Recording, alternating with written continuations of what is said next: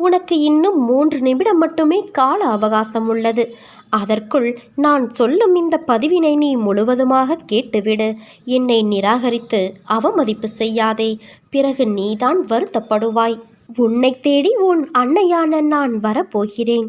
அன்பு குழந்தையே, என்னிடம் நீ முழு மனதோடு கேள். என்னிடம் உள்ள அனைத்தையும் நான் உனக்கு தருவேன். ஒவ்வொரு நிலையை நினைத்தும் நீ எதற்கு வேதனைப்படுகிறாய்? இப்படி வேதனை மேல் வேதனைப்பட்டு எதை சாதிக்கப் போகிறாய்? வெளியே வா. அப்போது என் ஆசி உனக்கு முழுவதுமாக கிடைக்கும். வெறும் வாய் வார்த்தைகளால் நான் இதை சொல்லவில்லை. நான் உன்னோடு இருக்கும் பொழுது உன் கவலைகளை என் பாதத்தில் வை. அதன் பிறகு நடப்பதைப் பார்.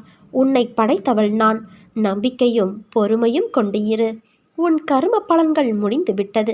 எப்போது நீ என்னை நினைவில் நிறுத்தி கொண்டு பூஜை செய்தாயோ அப்போதே உன்னுடைய கர்ம பலன்கள் பொடி பொடியாய்